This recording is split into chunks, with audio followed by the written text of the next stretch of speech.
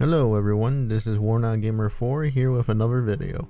This time we're going to be doing a Thorn Sorcery run. And not only that, this is going to be a more casual challenge run. So all other forms of damage are allowed, but should be kept low compared to our weapon or spell of choice. The run officially starts when I get my sorcery and staff. Oh, and also NPC summons are allowed. But enough about that, let's get started. So first we jump off the ledge to leave the start area.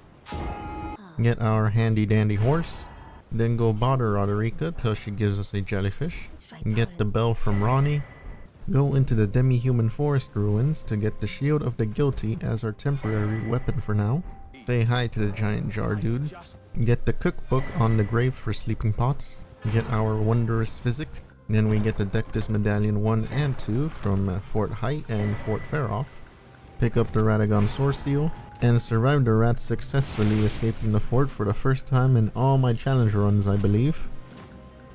Now we make our way to the Liurnia of the lake, get the glintstone key along the way, and eliminate the lone thorn sorcerer that is hanging out with a bunch of slugs, so we can get the Briar of Sin, one of the only 2 thorn sorceries in the game, and also one of the worst ones to use for PvE. Now onward to Altus Plateau, to make our way to Mount Gilmer, so I can get to the merchant and get my fashion on with the guilty hood.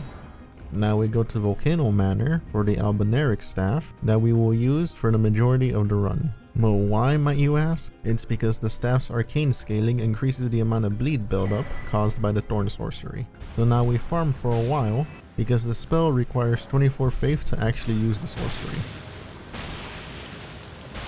Damn, that is a lot of self damage. Now we go to the Rhea Lucaria Crystal Tunnel, quickly steal a bit of Smithing Stone 3 from miners that are trying to mine them, and face against the Living Crystal Statue Lad. First let's break that pesky armor, and now that the boss is broken, we can just use our spell to take him down.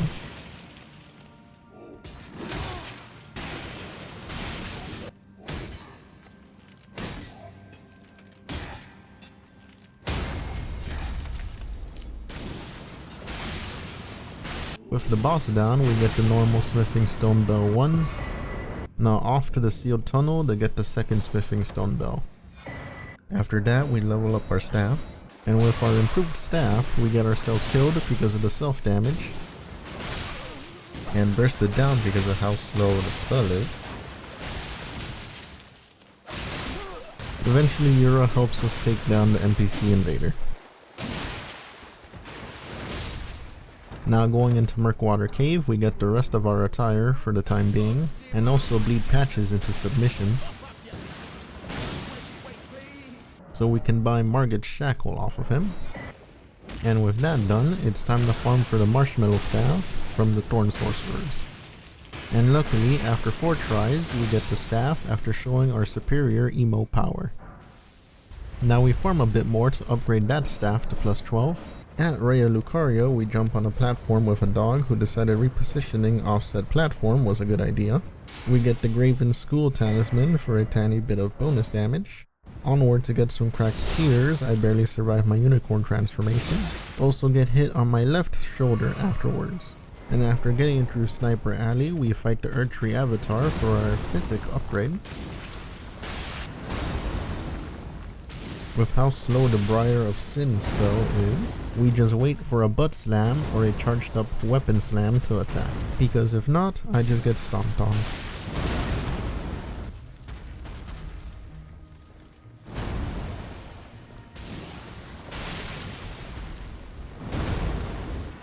After shoving thorns up its ass, we get the Magic Shroud and Cracked here for some sweet bonus magic damage. Also going back to the demi-human ruins to pick up the Faith Knot tier for endgame use. And with all that done, we go face Margit. First we quickly buff, then use the shackle to momentarily stun him, to give the opportunity for some major damage.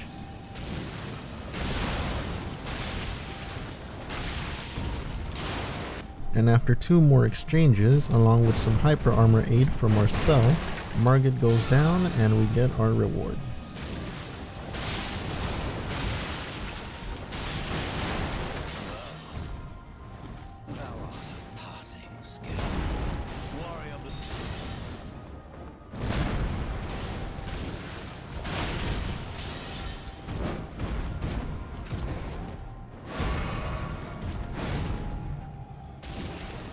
Now that was a quick minute and 54-second fight. Now we go back to Altus Plateau for the Amber Star Shard for later use, and go to the Carrion Manor to get absolutely bodied by Royal Knight Loretta. With how low our damage output is, we instead continue to Castle Stormveil.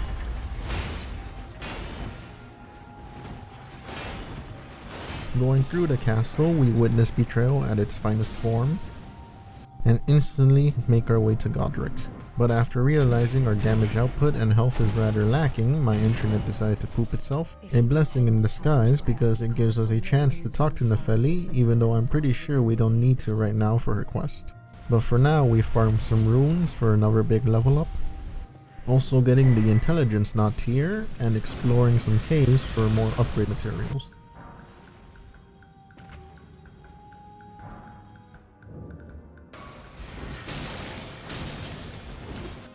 But that isn't enough, so we go into the Dragonburnt Ruins to activate the trap chest there,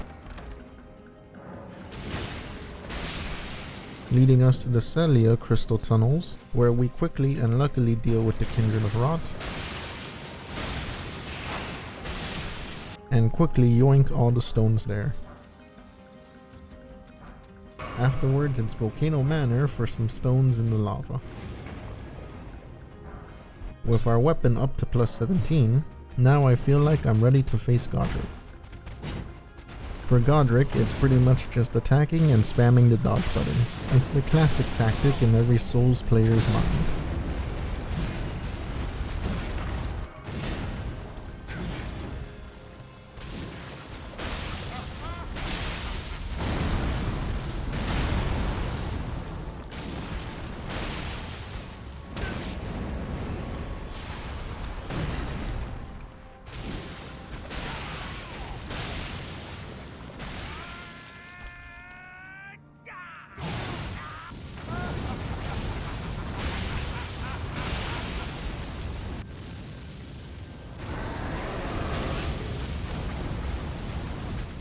And after 2 minutes and 7 seconds, Godrick goes down.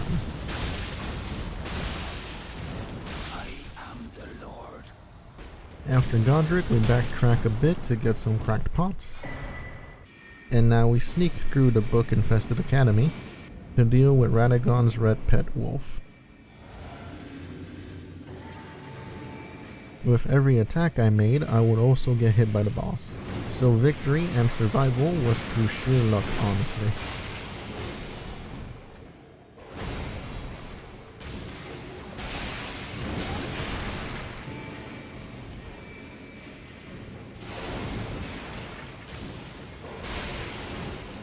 After 2 minutes and 10 seconds, the boss goes down.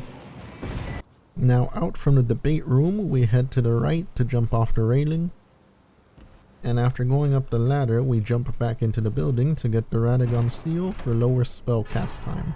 On the way up to Rennala, we deal with the NPC guarding the elevator by using the pillars as my barrier, allowing me to hit them through it.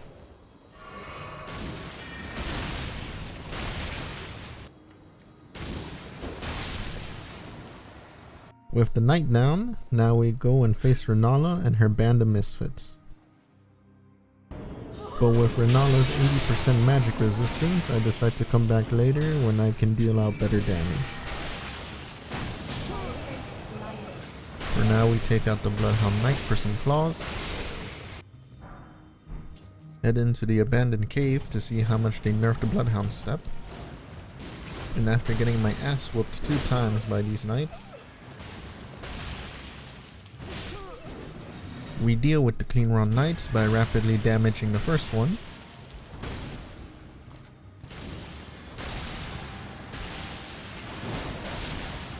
Unfortunately getting grabbed and Scarlet Rotted. Then forgo all safety and spam our spell.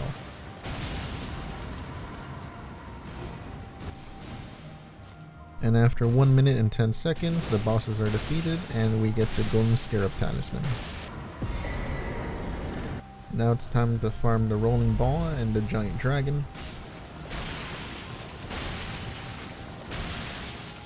I also succeed in accidentally killing myself as well. And after using my thorn magic and my staff to bleed the dragon to death, we get a good sum of runes, and now we level up. We also get the talisman that ups our bleed resistance, and after trying Rennala a few more times,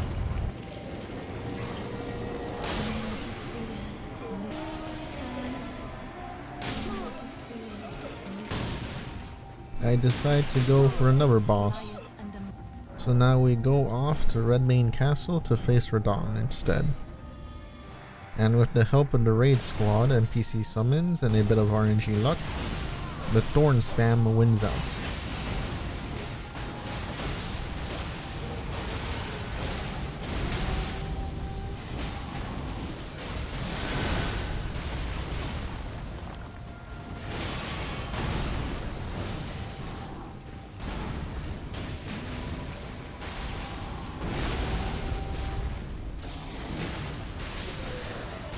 The time it took to actually win was about 2 minutes and 30 seconds, and I unfortunately died 3 times.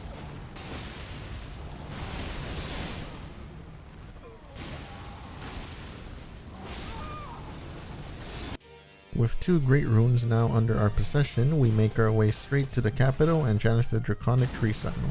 Tree Sentinel as always likes to hit hard and is annoying to deal with. But with the Great Horned NPC acting as a distraction, we are able to take down the boss with relative ease.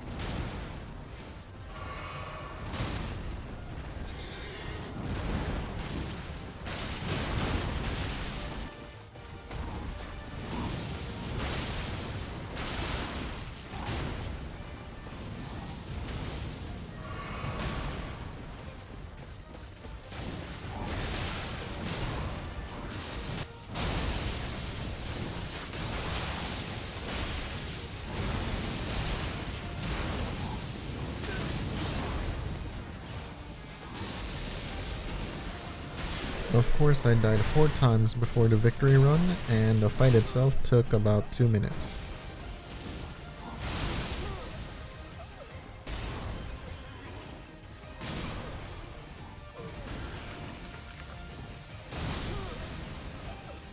Now we head through and explore the capital a bit to pick up some stones for some upgrades, and attempt to fight the Omen killer through the wall.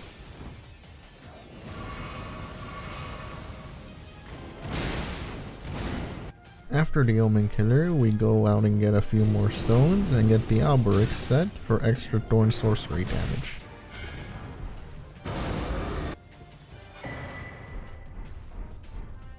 Now off to the sewers to get Mohg's shackle for later use, and also a bunch of stones that are down here as well. I also get droned like used tissue paper right here. And because I hate dealing with the sewers, we're gonna skip through most of it by making a jump across to the elevator. Now we get the Grace, get a few more stones that I've missed,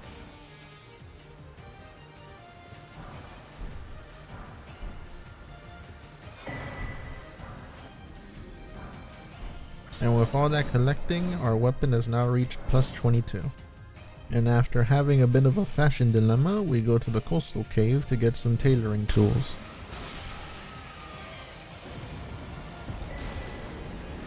So now we can modify our outfit, because even though the hat increases our damage, I like the appearance of the guilty hood on our character better.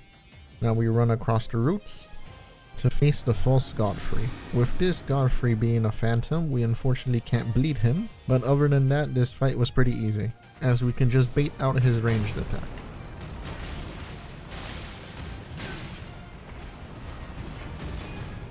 Just have to be a bit quicker on the trigger to safely escape any follow-up attack.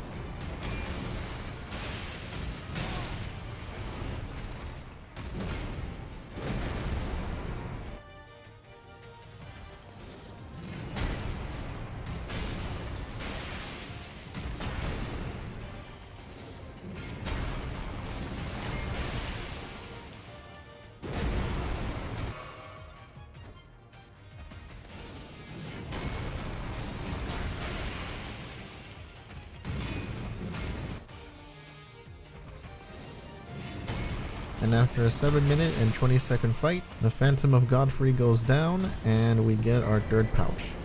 Now we go do a bit of backtracking to get a Seedbed Curse and meet up with the Dung Eater to get his key. And after getting lost again in the sewers for a while, we opened up the cell of the nefarious number 2 Nibbler. Now we quickly deal with the ghostly assassin lady to safely summon Malenia, as well as the pesky poo-poo plunderer, so we can face Morgott. Even with the increase of his health, we quickly mow him down quite easily.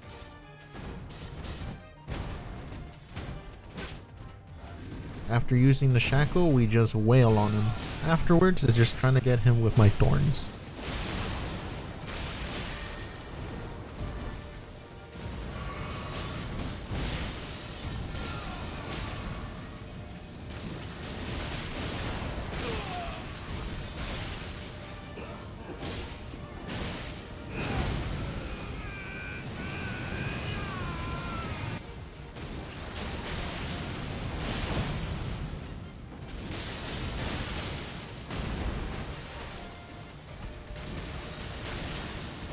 With the final cut, we take him down after 3 minutes and 30 seconds.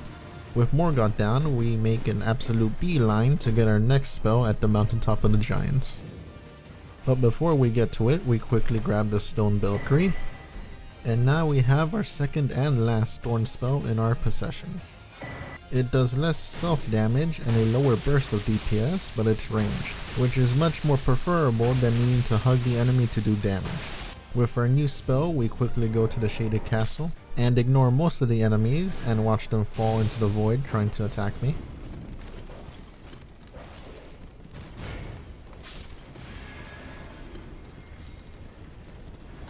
To fight Elemer of the Briar. And after 2 deaths, we use a very simple strategy of just attacking at a distance and running away as quickly as we can.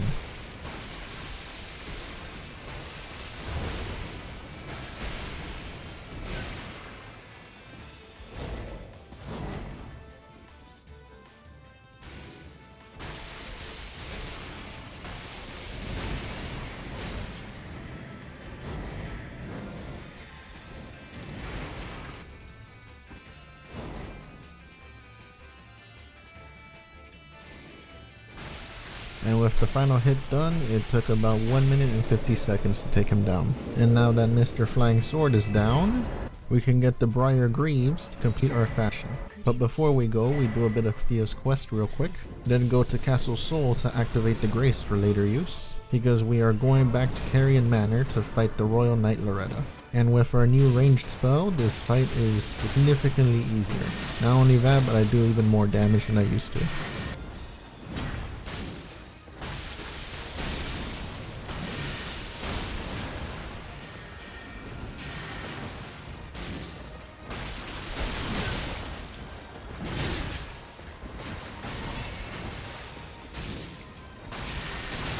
With Loretta down, we now go and join Ronnie in her quest, so we can blitz right through Celavis's quest by buying everything he has and kink-shaming him for having a puppet dungeon. And after giving him the last item he needs, which is the Amber Shard, we get the Magic Scorpion Charm. Now we buy some Bewitching Branches to speed up Commander Nail's fight. For Nail, we just bewitch his minions and then just dodge his attacks, which gives us ample time to send out thorns.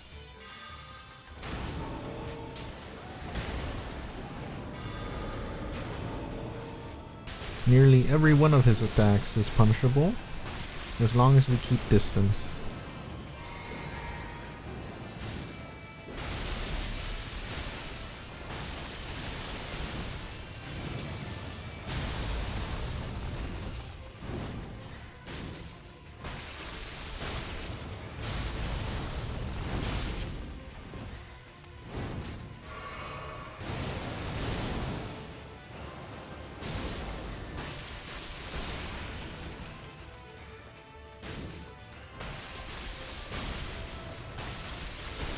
In his final attack, he runs into our thorns, and we beat Niall after 4 minutes and 27 seconds of fighting.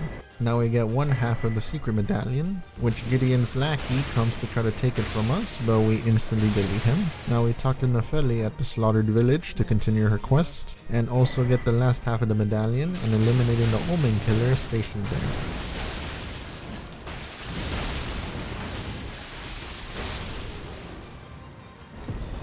Now onward to the 4 belfries to head back into the intro area of the game, to delete the Grafted Scion with ease so we can pick up the Stormhawk King's Ash.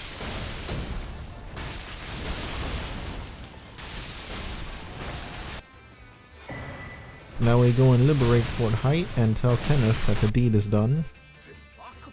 And after skipping through all his dialogue at the fort, we get Roderica to become our spirit upgrader, and now we can give Nepheli the Stormhawk King Ash. After a bit more dialogue, now they all appear at Godrick's throne room, and we get the ancient dragon smithing stone. Also, Gustok sells a somber dragon smithing stone now. Now it's time to buy some imp ashes, and inside of the consecrated snowfield we reach the rise by semi-following the right side of the field. Spawn some imps to brawl out, and help them out because they're pretty weak. With access to the rise, we get the Graven Mask Talisman for extra sorcery damage. And while we're here, we get the last upgrade materials we need to fully upgrade our weapon. So into the tunnel we go and start robbing the place of its shinies. Now our staff is at plus 25. Which we use to take care of the Sanguine Noble to have access to our endgame farming spot.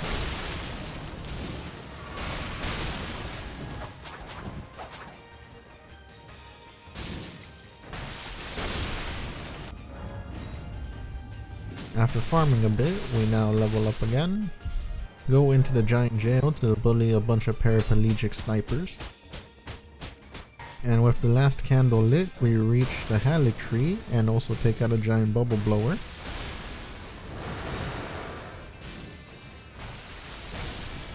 Now we make our way down and take out some ants. Also, this spell is kinda weird sometimes.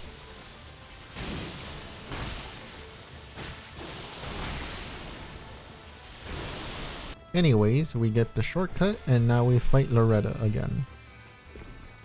For Loretta, it's best we wait for her to miss a melee attack so we can send out our Thorn.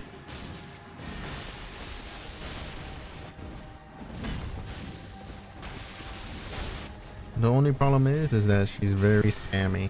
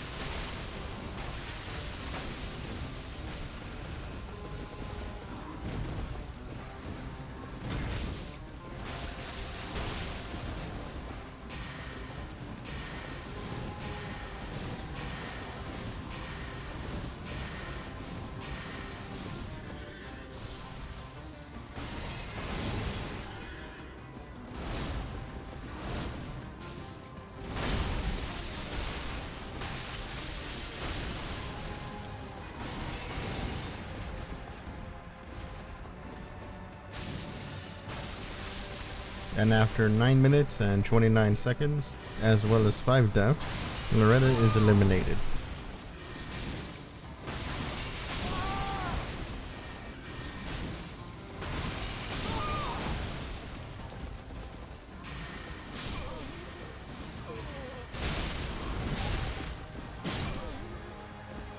With Loretta down, I go and find out the hard way that the elevator skip to Malenia has been patched.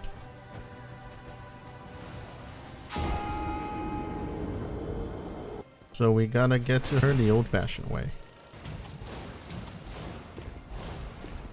With her grace activated, we now go to Necron and fight our clone.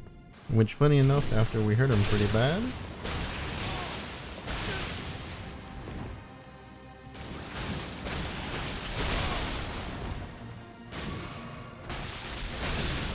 He bleeds himself out with the self-damage, which is hilarious. This entire encounter took like 40 seconds. Now we activate the pillars in the forest and touch the dead deer to fight the Regal Ancestor spirit. After first getting slapped by the boss, most of its attacks are pretty easy to punish. But this boss at this point of the game is pretty easy and very weak against pretty much everything.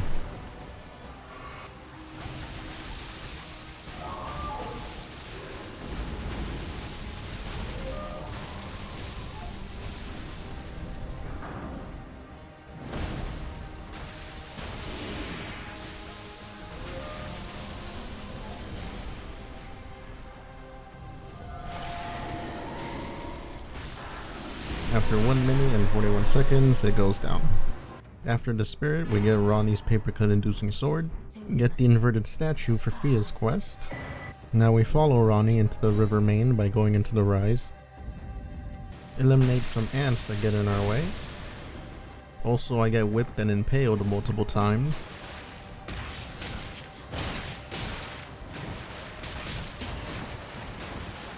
Now we bother the doll a bit and bully the invader we have to fight real hard.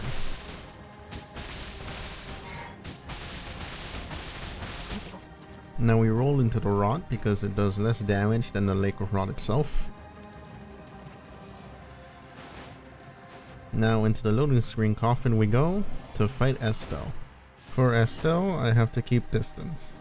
Close to attack but far enough to avoid damage.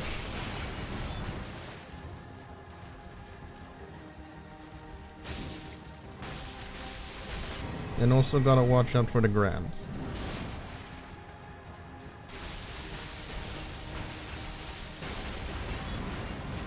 Also, meteor attacks are annoying.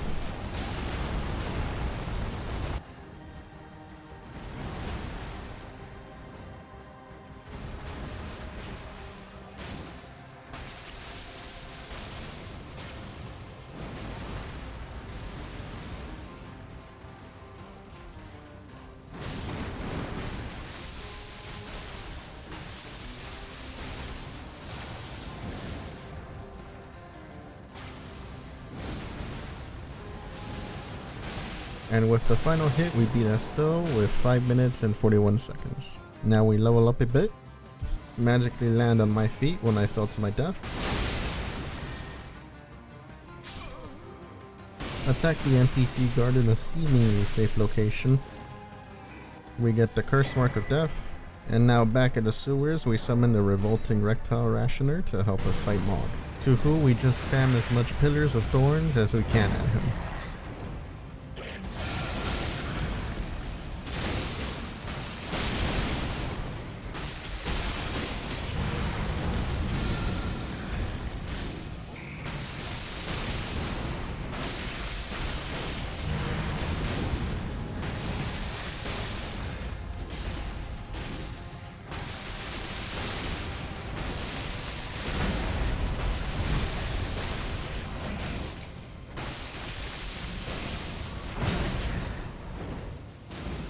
With the filthy feces feaster hitting the final blow, we make our way down the tomb to reach the deep root depths through some invisible walls.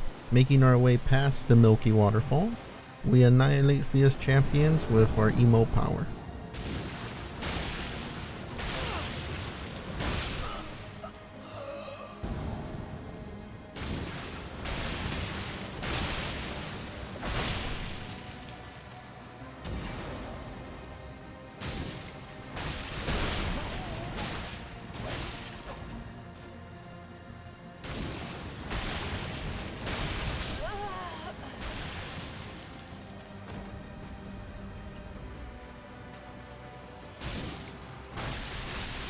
And all that took about 2 minutes and 38 seconds.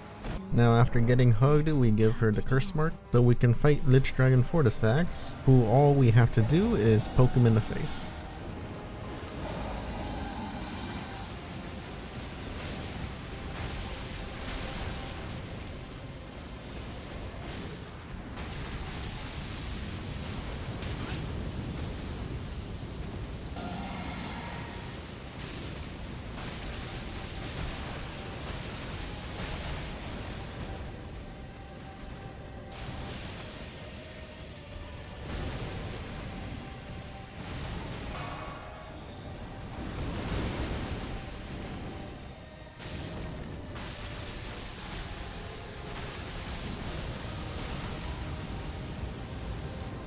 And after getting body slammed by the dragon, I just walk up to him and use the close range thorns to finish the boss off, with the fight taking about 3 minutes and 34 seconds. With the runes that we got from Lichdragon and after a bit of farming, we level up Arcane. Now we go back to Rhea Lucaria because I forgot we didn't beat Rennala yet, and we are completely over leveled for this. But even with our high magic damage, she just takes our damage very well.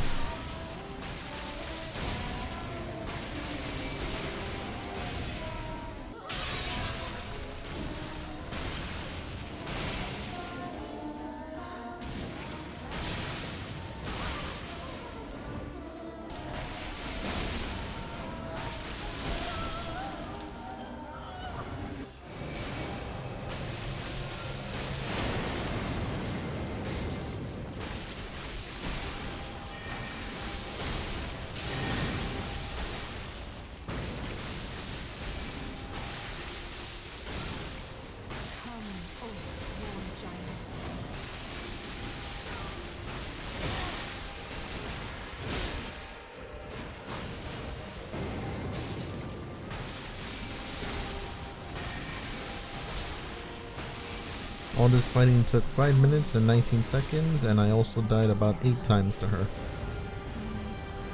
With Rennala down, we now go and face Fire Giant with Alexander. But first of all, let me regain my lost runes. Then for phase 1, it's absolute annihilation for Fire Giant as me and Alexander just lay it on him.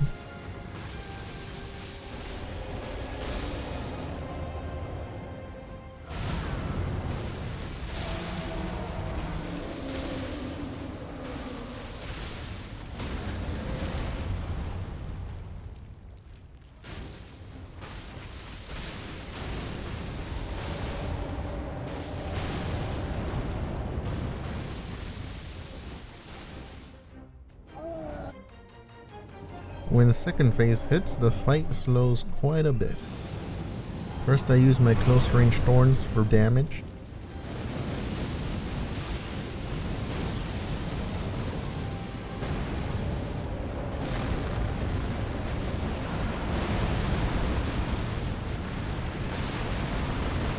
And with how well the thorns track at times, we either bait out an attack or just aim for the hands.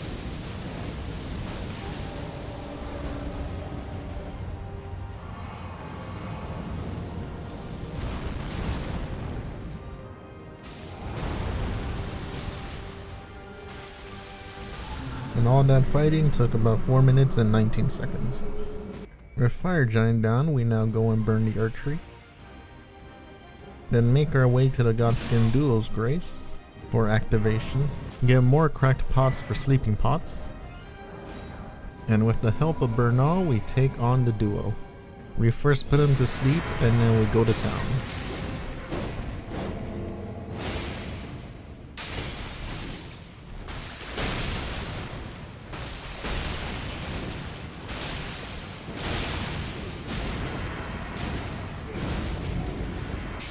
Almost got killed by the rolling fat one though.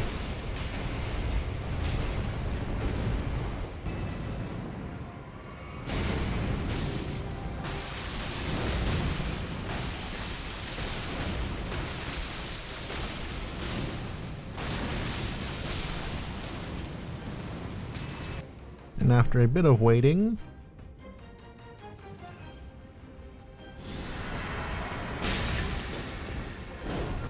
we end them in one final barrage.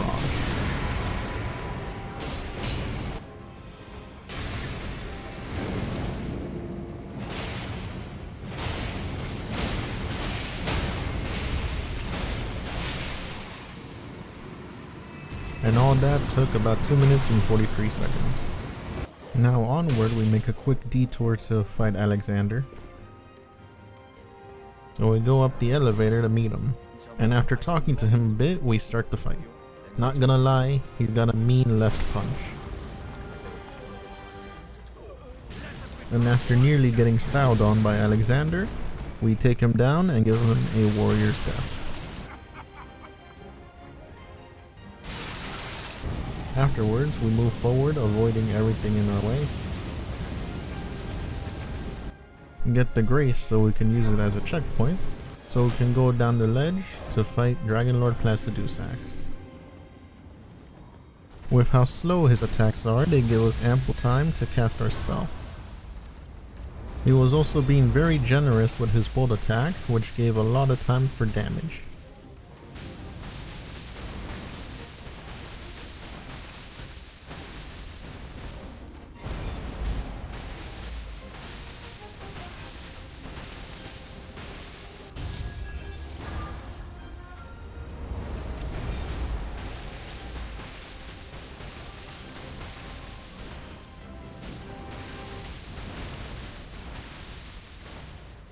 Also, I didn't get hit with the laser because I'm pretty sure it'll insta-kill me.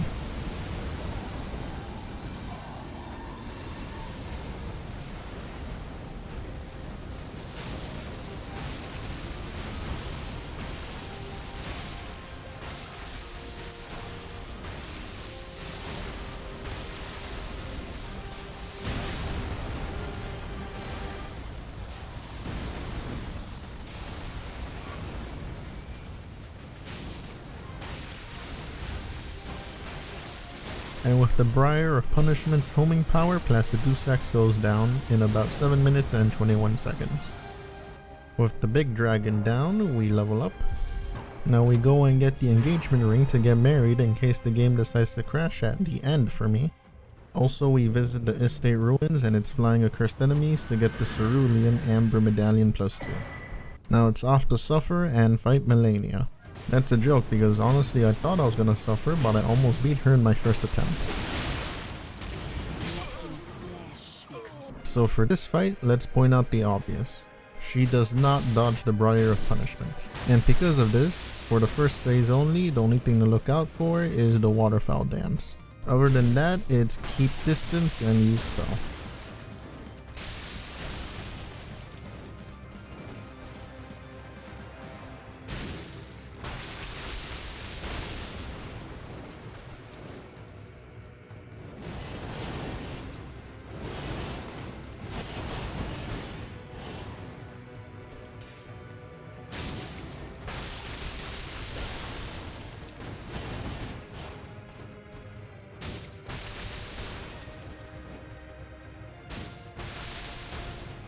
For the second phase, she loves to rush, so patience is needed. And not only that, but her Scarlet Aeonia leaves her the most vulnerable.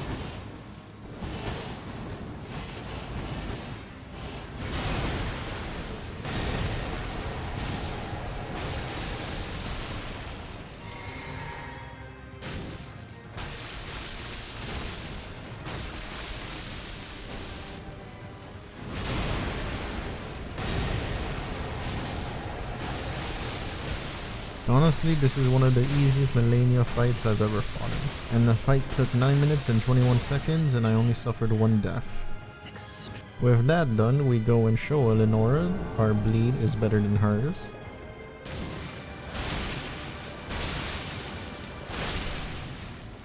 Oh, and we also get the Purifying Crystal Tear. Now we go up the Mausoleum to fight Mohg, the Lord of Blood. You know, for someone whose title is the Lord of Blood, he's pretty weak to blood loss. There's that, and we use the same strategy we used for Malenia phase 1. Just keep away and attack.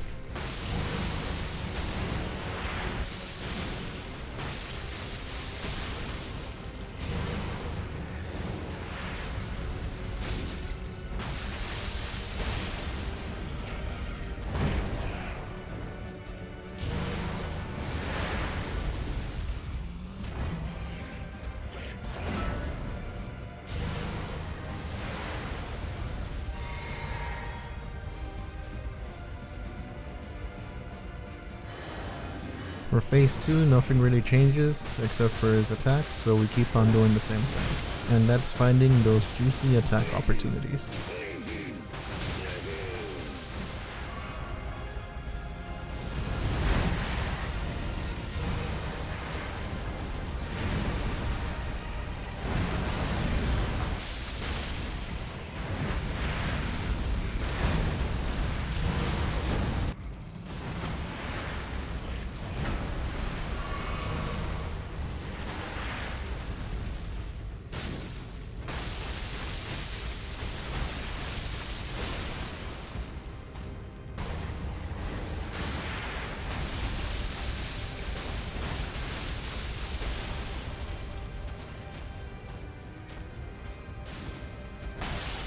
The fight itself took about 7 minutes and 41 seconds.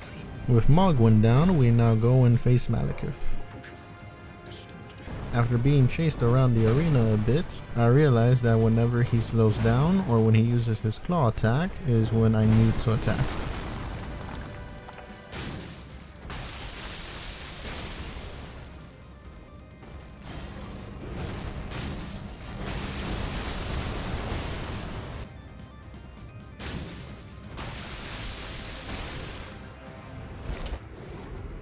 And for the second phase, we as always just run away and attack.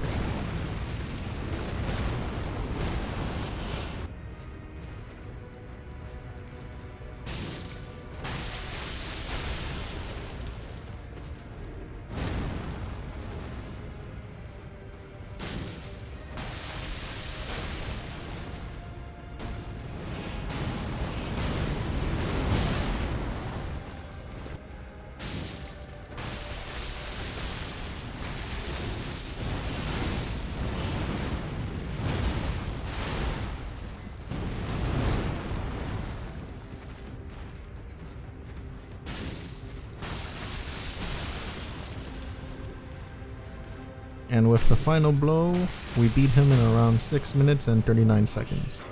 With Maliketh down, now everything is covered in ashes, we go and make a clown out of Gideon real quick.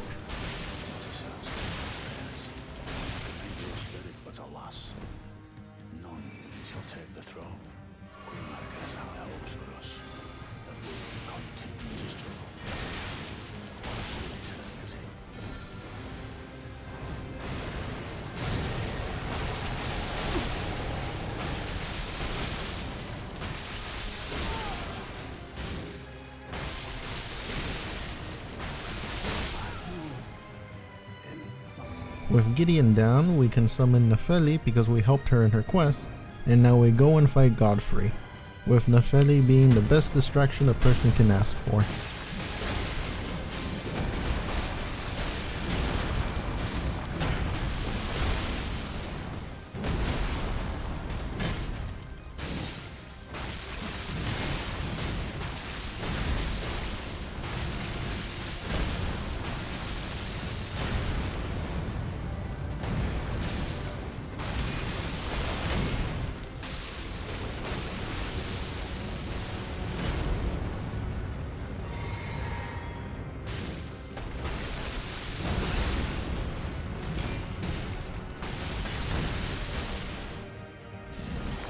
For the second phase, we rely on Nefeli until she's gone, then we take it a bit slow, just waiting for Grand Slams or unarmed barrages.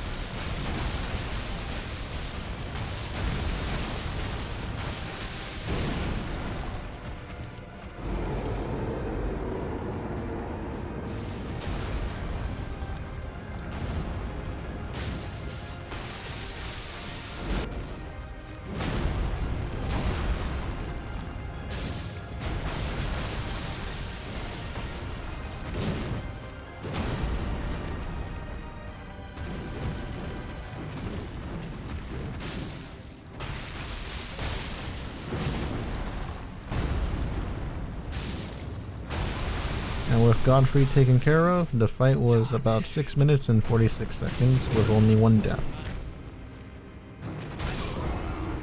With Godfrey eliminated, we go and farm for another Staff of the Guilty for extra damage, as Radagon and the Elden Beast are immune to bleed.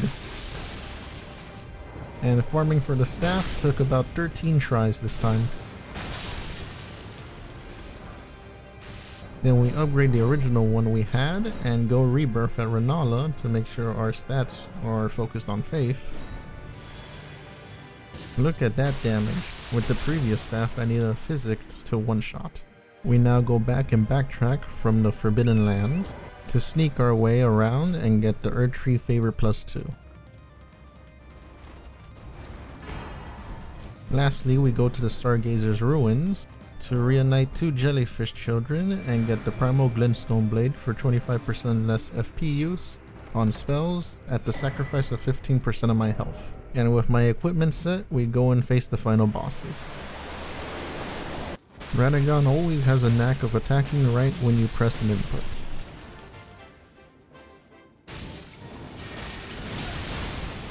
So his most vulnerable state is whenever he tries to crash onto you, which is when we take the opportunity to attack.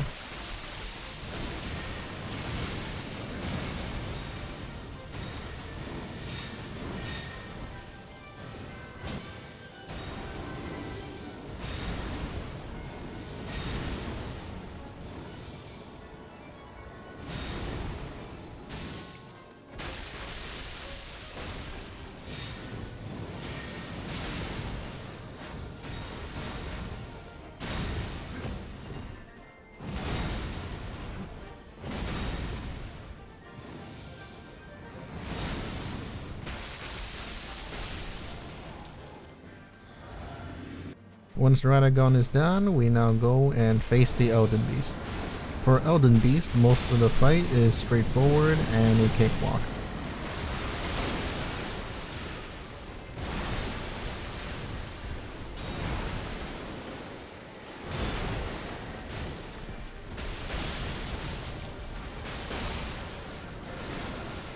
That is until it starts spamming projectiles like no tomorrow.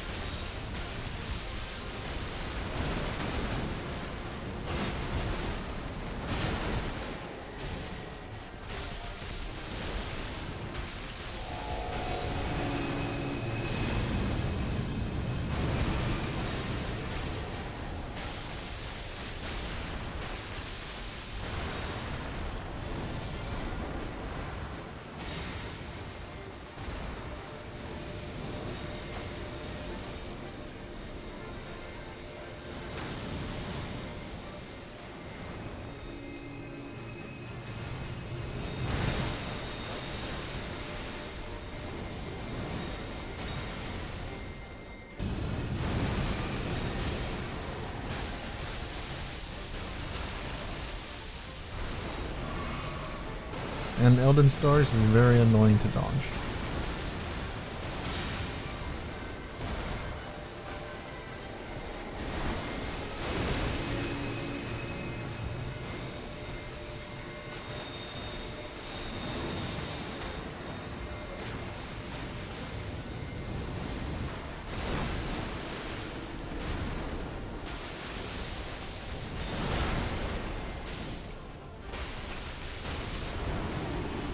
All that fighting took 15 minutes and 10 seconds, and I died 4 times.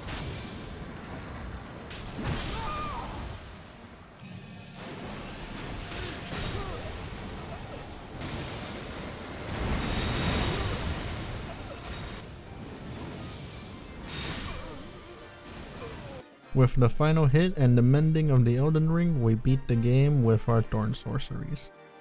Now that the run is over, I had a blast playing this run. We had help along the way, but it was pretty fun. The only problem I really had is how slow and dangerous it is to use the Briars of Sin in boss fights. Self-damaging slow attacks with boss hyper armor does not go great for survival. That and the fact that there being only 2 Thorn Sorceries and the ranged one is after the halfway point of the game made this run pretty challenging. But afterwards, with the Briars of Punishment in our hands, A lot of the fights went swimmingly, especially Malenia. She dodges none of my attacks, and that made the fight pretty easy, at least for me. Also, the bleed increase from the Albinauric staff really carried us well. It was a pretty fun run to play if you want to try it for yourselves. Anyway, this has been Warnock Gamer 4. Make sure to like, comment, share, subscribe, and click the bell notification for alerts whenever I post a new video. And thanks for watching this video and my previous videos if you have as well. Later.